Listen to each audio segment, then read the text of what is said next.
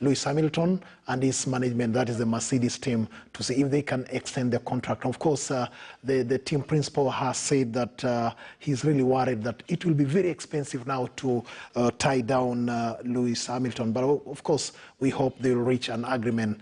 And if you are joining us now, Harambee Stars were beaten last night in Moroni in the AFCON Cup of Nations qualifying match. And that means that on head-to-head, Kenya now is trailing Comoros because the first leg, that game ended 1-1. And now, last night, we were beaten by 2-1. Now, I'm joined by my colleague, fellow journalist, that is Seth Onserio. And if possible, if we'll have Steve Oyo also to join us later in the program. But now we have Seth Onserio to help us discuss about Harambee Stars. Seth, karibu sana.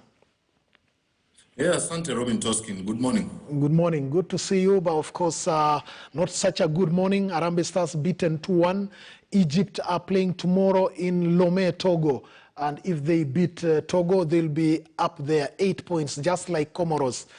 Could you just put into perspective the size of the job that Harambee Stars now has in its hands in terms of trying to qualify for AFCON 2021 in Cameroon?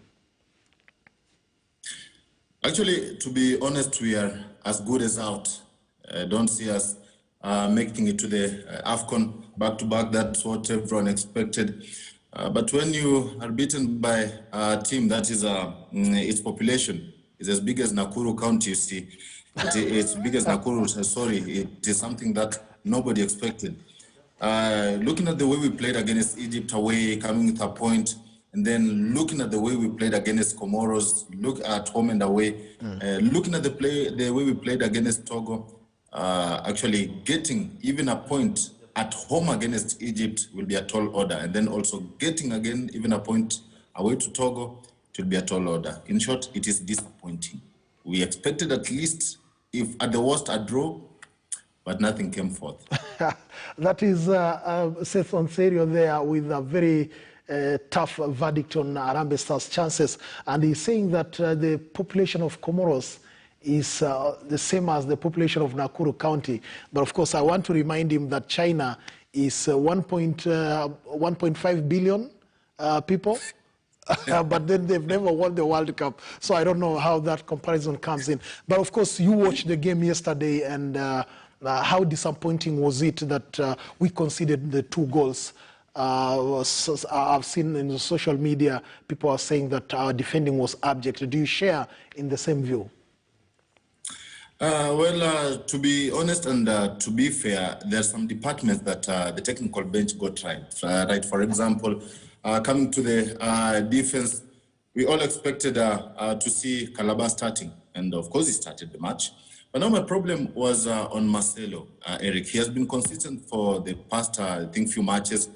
Save for last time when we played against Comoros at home, he was a little bit shaky. And also yesterday, look at the 2 goals we conceded actually, came from his side. Yes, there's a cross, the cross came in, and then there was Joseph Okumu. Expected at least Marcelo to be there.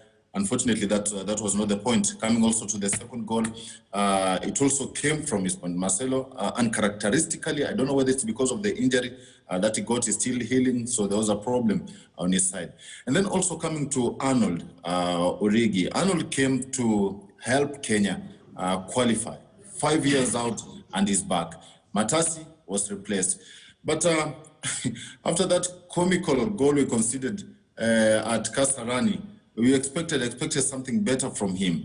Unfortunately, he was also shaky. You could see even the first goal we conceded. As a goalkeeper, you have to command your line. You have to call your defenders. Hey, what are you doing? Where are you? So at the back, I think the only problem was the goalkeeper. With the 4 defenders, that one are not fault the technical bench. Now my problem comes to the midfield. In the first leg, we saw Omolo struggling actually. Johan Omolo struggling. And there was lack of creativity. We expected Muguna to start this match. But again, you bring in Lawrence Juma.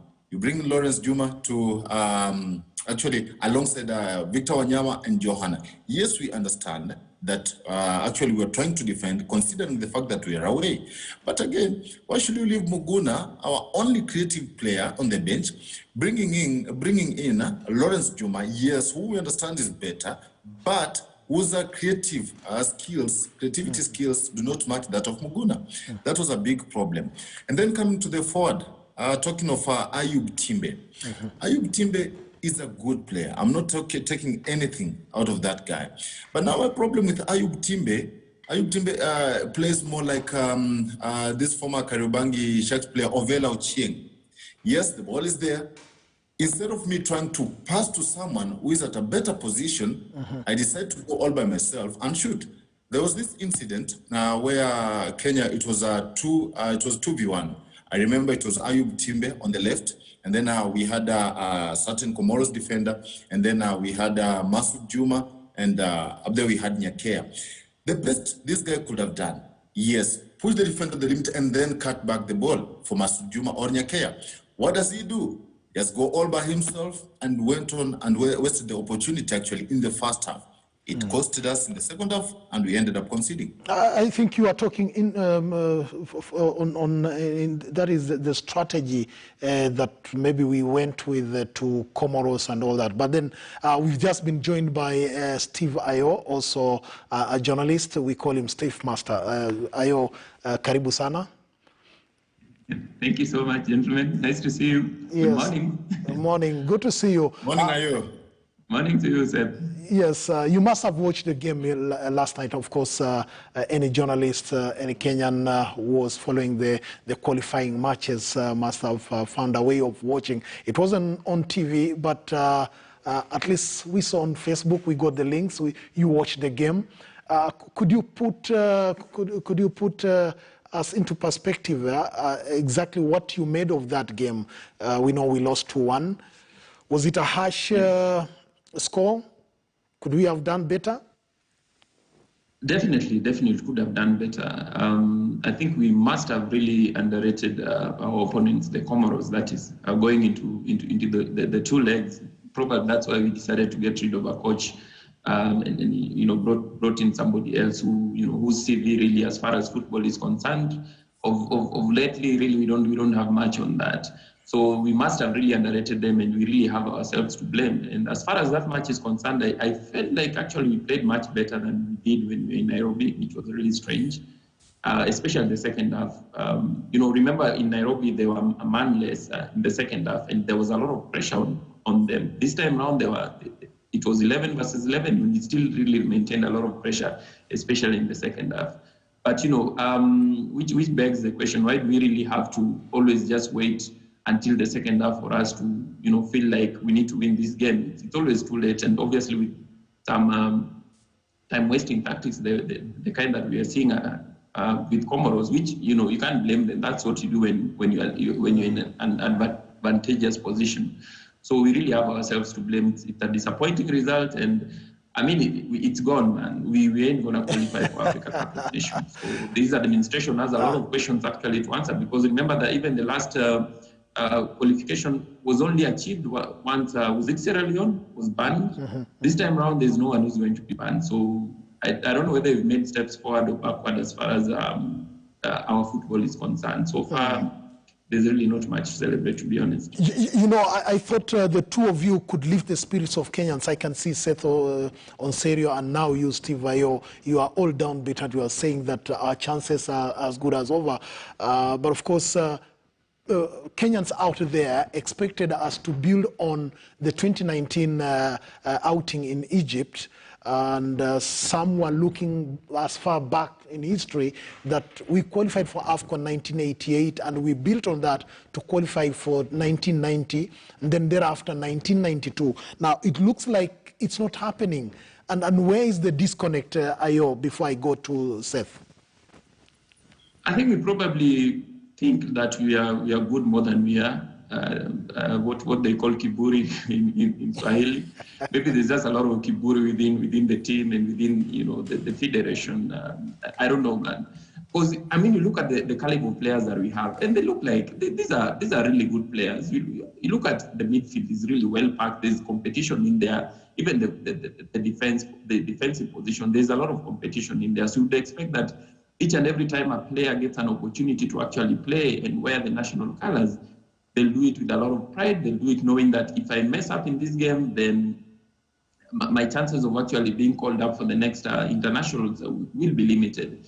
Which also, but the fact that, we keep bringing in the same players, they keep doing the same things, not giving us the results that we expect, probably tells you that there's something they know that we don't. They probably know that if I'm an Ayub Timbe, I'm being accused of being selfish this time around, I don't care. I'll get my chance again in the next international. So I think we need to bring in a caliber of players who are really hungry, who feel like when I wear these national team colors, then I have the support of 47, the hope and the support of 50 million Kenyans behind me. And that's what I'm not seeing in this team so far. There's really no hunger. There's no one who actually gets mad at even the likes of Ayub Timbe doing the same things and expecting different results. The only player that I think so far has been showing like this team really means something to me is, I think, for Nyakea. He was really hungry in that game against Comoros in Nairobi, even the international before that against Zambia. And even yesterday, he actually scored that goal. So this one player, I think, who really wears the national colors in his sleeve, and we need such kind of players in this team, young players who are hungry. There are a couple of players in there, I won't mention names, but really, I think their positions in the national team should be questioned right now. They should exit and allow hungrier, younger players to actually take up that positions and take us to where we want to be. Because, I mean, so far, really, we are terrible. We can't be this bad, really. Very harsh verdict, of course. I'm that hungry.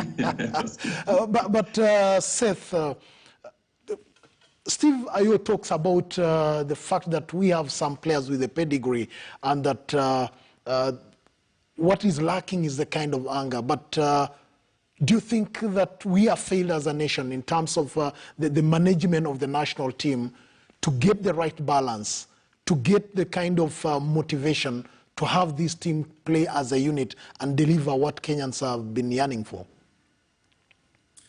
Thank you, Toskin. First of all, maybe before coming to your question, I don't know why Ayo is being scared, saying that Victor Wanyama, actually, this seems like his time in the national team is over despite being our captain. I don't know why Ayo is scared to say, for example, a player like Eric Johanna has failed to live by expectations in the national team. We've seen him in the past few matches, he's been struggling. We saw also, yes, Johanna Umolo played well against Togo. We remember that screamer, but in the last game, he was down actually. So there's something that he has talked about. He has put it. He has talked about the hunger in the team. There's no point of having players coming in the camp 1 week, 2 weeks before, and then you give an opportunity to someone that was come 36 hours or less than 24 hours before the game, and you expect to see the team performing. Where is that chemistry that you are building in the team? Talk of Masud Juma, for example. He has been unattached. And then there's Avire, who has been playing in Egypt. So why can't you start with Avire? And if Avire fails, we saw what Avire did against Tanzania. He got a chance and he used it. Why can't you start with him? If Avire fails to deliver, then you bring in Masud Juma. We saw what Oscar Omalwa, what he did in the Sekafa. Why can't you start with him? Why can't you risk if you want to see something different? And then talking about the administration, for example, yes, I don't understand. I don't know what happened, to be honest, between Kimanzi and the Federation. I don't want to interfere. I don't know what happened. But it was, I think, untimely for him to be replaced. Why? Because looking at Kimanzi's record after taking over from Sebastian Minye, he went to gave us a point against Egypt. I came, unfortunately, it was unfortunate because we played well against Togo in the second half, as Ayo puts it, and we managed to get a point. And then remember, is the coach who also ensured that we finished third in the Sekafa. He helped us play Zambia and win 2-1, remember. And also, as he's building for the Comoros match, is being replaced. And then we bring in Ghost. Yes, we know Ghost. I don't know whether I should use the word was or is a good coach, but was it really the right man to bring in the national team? Of course, you cannot take away the fact, Seth, you cannot take away the fact that he qualified Kenya to the African Cup of Nations in 2004. He's won the Kenyan Premier League with Tusker. He's played the game, and we've seen him winning the Sekafa Senior Challenge Cup with the Harambee Stars. So you cannot begin to doubt his credentials now. Yes, then let's go back and bring Marshall Mulwa also. He took us to the Africa Cup of Nations and we performed. My point is, Mule has not been active for some time. He has not been active. Yes, we don't take away the fact that he took us to AFCON. But after that, remember, he had 4 chances again with the national team. What did he do? He failed. If they felt that Kimanzi was not the right person, personally, I felt that they could have given him a chance, maybe, to finish this Comoros time. And then after that, remember that we're playing Egypt in March. Then Mule could have been gotten that chance a few months down the line to assess the players, to know the players who he needs to help us continue from where Kimanzi has left me, rather. Okay, I would like us to take a short break, and when we come back, we talk about now what needs to be done for us to revive our hopes. Remember, we are to play Egypt, we are still to play Togo. So make sure that you prepare for that so that when we come back, we lift the spirits of the country. And this is Sports Chat, and I'm talking to Seth Onserio and Steve Ayo on Sports Chat this morning. Please don't go away as we dissect what needs to be done for Harambee Stars to salvage the Africa Cup of Nations qualification hopes.